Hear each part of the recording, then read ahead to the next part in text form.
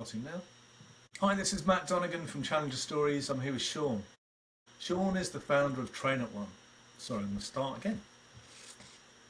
Hi, this is Matt Donegan from Challenger Stories, and I'm here with Sean. Sean is the founder of TrainAsONE, an adaptive training app specifically built for runners. So, Sean, tell me about TrainAsONE. Tell me why it's different from the other apps in the marketplace. Yeah, hi Matt, thanks for having me on. TrainAsONE, as you said, is a adaptive training app for runners. So this means that simplistically, if you want to train for a race, you can enter that in the system, provide it with all the constraints of your training preferences, such as how many days a week you want to run, given a very granular approach, and then it will provide a training plan. This training plan is completely dynamic, and this is one of the key differences, even with other approaches that say they're dynamic, is that every time we receive a run or a missed run or temperature changes, things like that, the system reevaluates your plan and might change it to ensure that you always train in the most optimal way. So that's one part of why it's different, is this granularity and how dynamic it is. But the key difference is how those plans are, or the knowledge of how those plans is generated. Every single running app out there and every single training plan out there uses knowledge from anecdotal information and general running and coaching sort of approaches and methodologies. A lot of these are based on myth and legend, and which aren't actually supported by the science. And this is where TrainAsONE is different, because we use generative AI and machine learning on the hundreds of millions of training kilometers that we have to allow the system to understand for an individual how they should train, and then use that to generate a training plan. And that is completely different to anything else out there. Okay. It can produce, as a result, training plans which are actually quite atypical because of that. And we get rightfully questions from users on this. However, our internal studies and all the sort of feedback from our users who actually follow these plans, they actually do better with less training or less training time, shorter, longest runs, things like that, than tradition. Okay.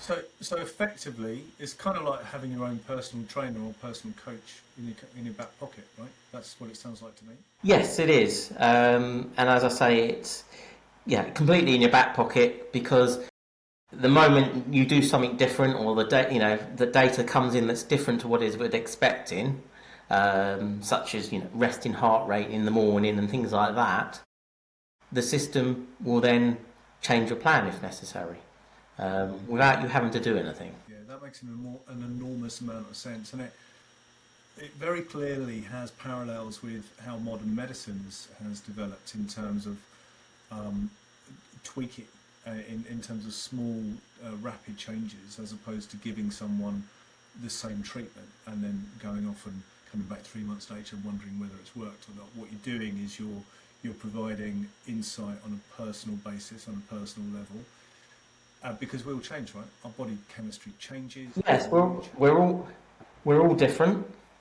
and as you say, it's really the movement of what's called predictive medicine, where you're taking as much data from an individual as possible, predict what their current health future looks like, and then you want to provide advice on a daily basis to change that future for the better. Yeah. And we're doing that, and that's what we're doing. In fact, the company behind TrainAsONE is called Anticipatory Health, because this technology is really agnostic to run training, and can be applied to other disciplines, other sporting disciplines. But then, going back to my previous life as a medical doctor and doing a lot of telemedicine and disease management, it can actually be used, or it could be used in the future, for that domain as well. Right. Okay. So look, let's talk a little bit about, because I'm sure the technology in the app you're using AI. Of course, you know, lots of different businesses, lots of different applications. Technology is really powering forward with AI at the moment. It's a very obvious thing to say. In fact, when we look back on this interview in 3, 6, 9, or 12 months, it would seem like, you know, Luddites. But when I think about what you're doing, that kind of predictive medicine, that the task, the way of getting results on an individual basis. What made you strive to do that for the app in the first place? Your background's running, I understand some of that, but what made you do this thing?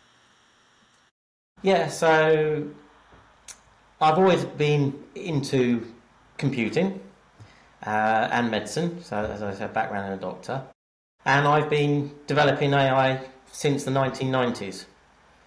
And when I got into running seriously, I could see that how the flaw was in traditional coaching practices. And I just thought there has to be a better way of doing this. And obviously leaning on my other backgrounds, I decided to go for it.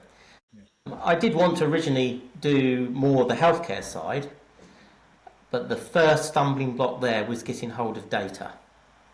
As we know, data is crucial for these sort of platforms. And obtaining data from runners, even 10 years ago, was, you know, relatively easy. And so that's why I went down this path first of all. Okay. So, and it's actually being taken off, isn't it? I mean, it's not, you have a business that's really starting to thrive. Tell me, how many users have you got? Yeah, so we've got about 100,000.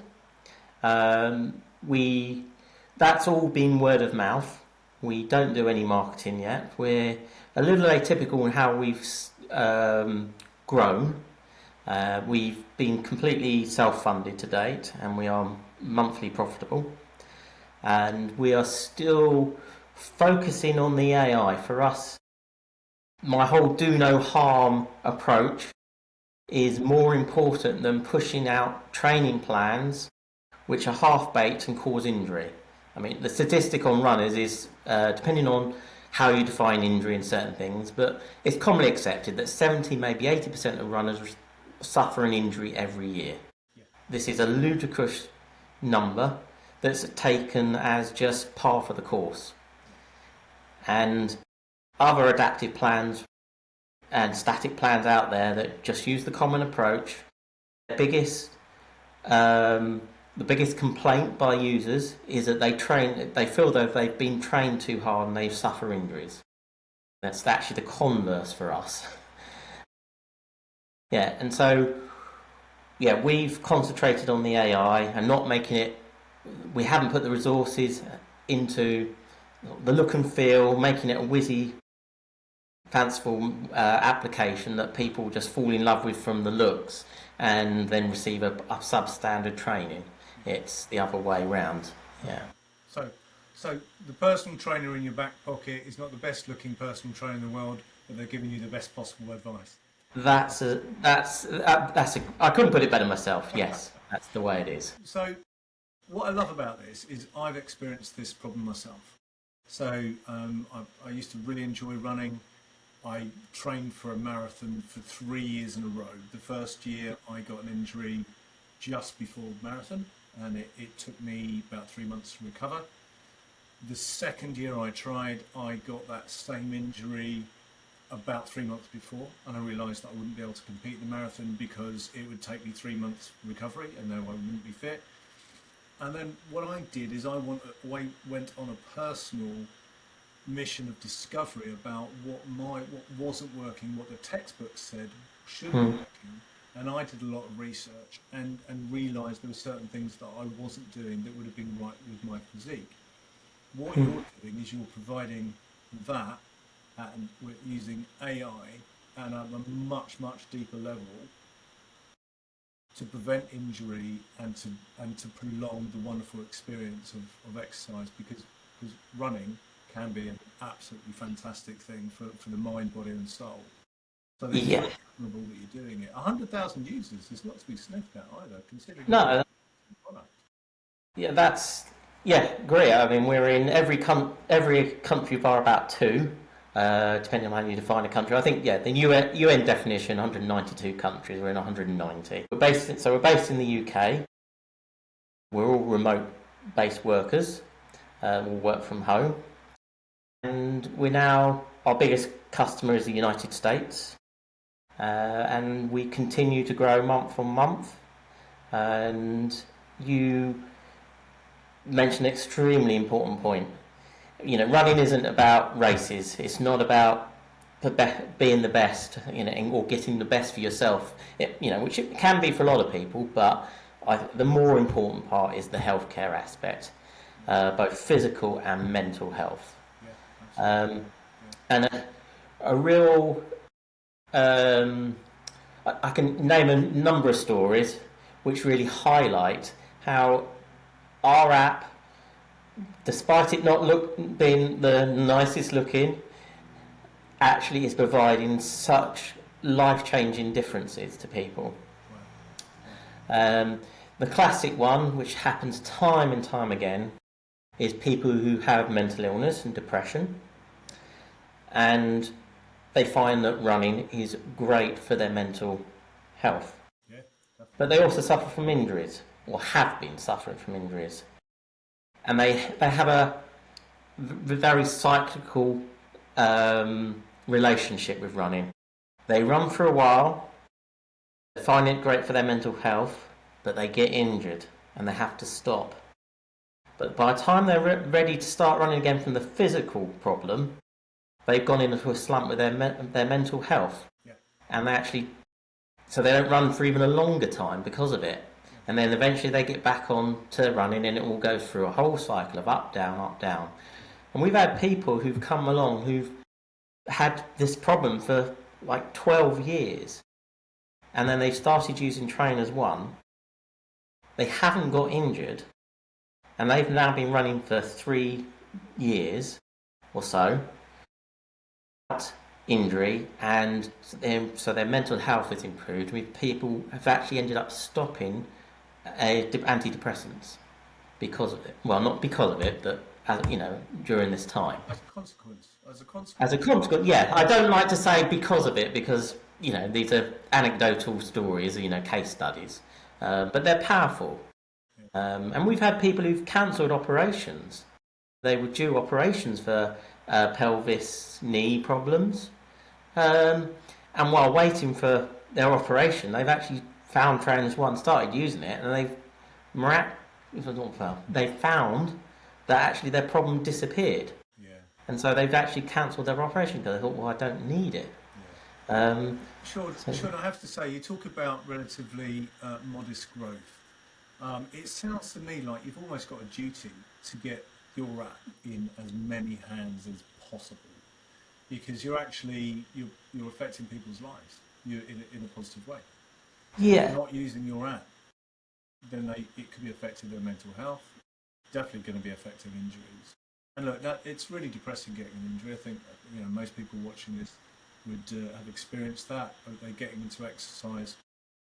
They rely on exercise. They get one injury and then it floors them for months. Bad back strain or knee problem. Any one of those things can floor them. So you've got a duty to get this out. Is there let's talk about motivation for doing it. So you've described part of that kind of journey about your background and where it came from. Have you, since you've developed the app and you've seen the outcomes it has, have you developed a greater sense of purpose, of why? Why is the greatest driver of business? If you find your why, then you'll find your how.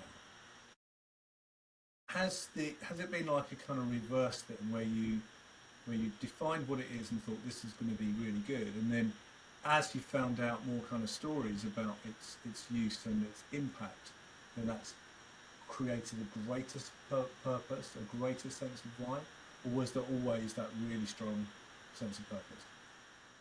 It was always there, definitely. However, I think what it has sort of reinforced or made stronger is the fact that actually, even though I wanted to do more disease management healthcare stuff, even just approaching it from people who want to be runners is actually having a health impact already. So it's just reinforced that actually, while they'd like to develop the back-end technology specifically for like cardiac rehabilitation and cardiac health, diabetes, things like that, we're already starting to tackle that on the cursory level, just by getting people healthy. Yeah. Okay. Yeah. That makes a lot of sense. So let's talk about the challenges of developing a business such as TrainAsONE. 100,000 users in the market, very, very widely dispersed. No pure play concentration in any particular marketplace. What's been the challenges of developing the product and reaching product market fit? Well, there's obviously the technology, which of course is, as we know, hinted on before, AI is taking a boom at the moment, and so there's always trying to improve the back end AI. I think our challenges are, because TrainAsONE provides something which is different, then there's a massive education piece there. And as I said, if we were tackling the marketing, that would be a key piece of our marketing, is that message on how we're different and why we're different, and that whole education on why you should be not necessarily doing what you think you should be doing. And that's, I think, the biggest challenge, is that education. There's massive education piece. Yeah. So a major amount of communication is done by the technology businesses surrounding health and fitness. Yes. Their primary function, and it's a key function for every single business out there, but all businesses effectively do three things. They market and sell a product or service, they deliver the product or service, and they count and distribute the funds. Fundamentally, that's what a business does. These guys spend a lot of their attention on marketing and selling, and you guys aren't currently doing that. You're still developing users. Are there any changes that you'd make in order to build up that community faster? Yeah, I mean, we're hopeful that it won't be too much longer before we're in a position to have a bit of a shift in priorities to usability and marketing. We've always had a sort of set of goals internally on the technology, and when we reach that point is when we would then look at the marketing and usability. It's always a question of, should we go for it sooner? And I suppose for me, I've just got this overwhelming desire to do what I think is right for the back end. I agree, it's not what you would traditionally be a traditional approach, and it's something, if we had external investment, that I'm sure that external investment would not want us to be going on this route. They would, we want to scale up the users, scale up subscriptions a lot quicker, which I can understand. I mean, I guess there's always a threat of competition. There is in every single marketplace in the world. If it's a hill worth fighting for, someone's going to fight for that hill alongside of you. So it's a very, very interesting space. There's what technology is doing, what AI in particular is doing for health, fitness, whether that's mental health, whether that's physical health, diet, even education, in fitness education. The changes are profound and rapid. You've definitely got a challenge there, but it's a challenger story, so it's all about challenge. If there was one thing that you perhaps would have done a bit differently, what would it have been? What would it have been? I think I don't know. It's a difficult one because it's always a chicken and an egg. You do need data to feed AI systems, but equally you don't want so many users at times who come up with questions and issues that you then need to fix. So yeah, it's the whole case in the ether. I'd like to have data without some of the issues that comes along with receiving it from users. Yeah, I don't know what I'd do differently. Right, okay, that's interesting. Maybe that's something to explore a little bit more. It's often quite enlightening when you have a look at the fork in the road and realise that's the fork that you went down on. So it's not great to live in the past, but it's always good to learn from where you came from. If I ask you, look, you don't run for competition all the time, but what does winning look like for you? Let's talk about this from a business perspective. What does winning look like for TrainAsONE? What does winning look like? I think it goes in stages. The first stage is an externally validated data that what TrainAsONE does is better than the alternatives. It would be the best way of saying it in loose terms. So I think that's my first goal: is an external validation that what we're doing works according to scientific studies. Okay, so scientific studies as opposed to the data that you're getting back from your users. Well, because as I say, at the moment we internally obviously monitor how things are going, but I would like an external validation of that. Right. So we can say X university or whoever has done a study comparing TrainAsONE to XYZ and demonstrates evidences that it decreases injury risk, improves performance, the set of criteria. And I want it to be a robust study, because some other companies do produce similar things, but when you look at the quality of the study, they're not really they're very biased, and they've got very small numbers, and they don't actually mean anything what they actually use in their marketing. So that, for me, that's the first thing, is to really validate the technology, and then of course it is scaling up, and ultimately I suppose I would like, well, not necessarily TrainAsONE, because it'd be called something different, but our technology to become a prescribable service by, say, the NHS or whoever. Right, okay. Yeah. That's fascinating. So, actually, one of the questions I often ask, and what I'm always keen to find out with any of the businesses I speak to or work with, is around that. It's about what's the ambitions for the business. What does the future look like?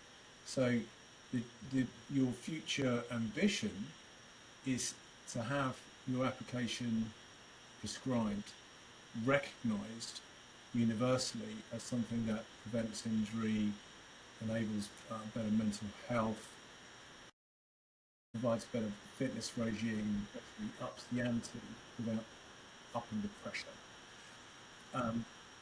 And that's your ambition. So how many people are you going to be doing it for? What's the scale of the ambition? You told me about maybe a route to market there. What users do you want in? Let's pick a figure. Let's say in 5 years' time, where do you want TrainAsONE to be? Well, in that sort of time, then I would be hoping, to have many millions of users throughout the world, and as I say, a number of health providers actually prescribing TrainAsONE, or the thing that becomes more of a consumer non-running focused platforms. Yeah. And I can see the potential for that. I mean, we wear our technology on our wrists and clearly in our phones, rings now. you know, it surrounds us. Technology is everywhere around us, and I can see no reason why Trainers One can't do something that's really going to enhance people's lives to a much bigger audience. Guess the challenge for Hmm. for Trainers One is developing scale.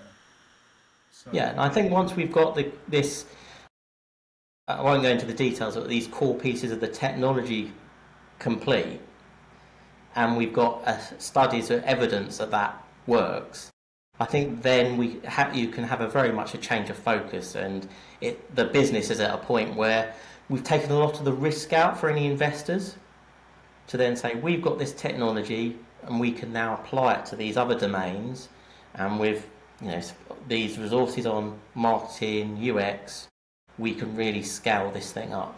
yeah, yeah. Well, it sounds like you're on the cusp of that now. You have a high degree of product market fit. You've got the technology, the core is built. I think the next steps, as you identified, is scaling up a little bit on the AI and that kind of back end, but most importantly, providing something which is user friendly. So it's got that UX that people love. So that I think that's really exciting. Can I ask you, is there anybody that's kind of inspired you along the way? Have there been any kind of books or anything that you've read or you watched something and you went, yeah, that really resonates with me? Yeah, I mean, I've read a lot of the common books, like the Lean Startup and things like that, and I can completely see their point of view. And as I say, we've gone things a bit differently because, and I suppose I hold all their ideas in my back pocket for when we're ready to go down that route. Who's inspired me? I think this is going to be a bit quick. Actually, I think my wife has been one of my biggest drivers to keep going. She was in many ways she was the inspiration to actually start. I had the original idea for this technology and even Trainers One back in, I think, the late 1990s. Wow. And there were problems at that time in terms of the technology and stuff, and I did actually start building stuff back then in the 1990s, but it fell by the wayside for various things and personal, other reasons. And it wasn't until whatever it was, 10 years ago or something, where my wife said to me, why aren't you doing Trainers One? That's the best idea you've ever had. And so I thought, yeah, I think she's right. And because before that I'd been researching what running apps were doing every 6 months and saying, well, no one's doing this. And 6 months later, they're still not doing it, thinking they would be. So I re-registered the domain name because I'd let it lapsed. Sorted my financial situation out, and then started full time on it. Brilliant. That's inspiring. Do you know what? It's rare that when I speak to people and I say who inspired you, occasionally I hear parents, and I hear Richard Branson, I hear all these great entrepreneurs. Yeah. Actually, it's a really great point that our partners in life, they provide us with support when we go through that really crazy thing. When we start a business, anybody that starts a business goes through this same kind of pain points. You're the last person to get paid. You're the last person to get raised. You're the last person to get any thanks and the first person that anybody ever comes to with a problem. And it can be a thankless task. And unless you've got that person behind you, it can be really tough. It can be really difficult. Yeah.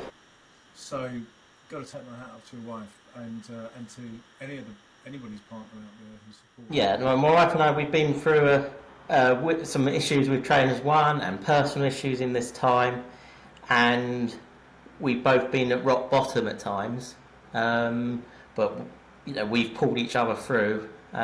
She just does deserve credit, and she doesn't get anywhere near that she does. Well, what's your wife's name? Louise. Louise. Well done, Louise. Thank you for being Thank you from me for helping Sean. It's not easy, and you know, you being by Sean's side is amazing. So so look, Sean, it's been a real pleasure speaking about you today. I think you've got an absolutely fantastic product, real world use, completely. I get it, 100%. I've been through exactly the same challenges. I think every runner in the world has. I mean, when I started running, I used to buy injury books because I got that many. Yeah. I used to buy books on injuries because I got that many. And if what you do can prevent that, from what you do can enhance people's life, and you need to do it, and you need to do it at scale. Sean, thank you so much for spending time with me today, telling me all about TrainAsONE. Let's keep in contact. What you're doing is inspiring. Thank you. No, thank you for having me. It's an absolute pleasure. I could talk about TrainAsONE until the cows come home. So, thank you. We will do in the future. Thanks, mate. Thanks. Bye-bye.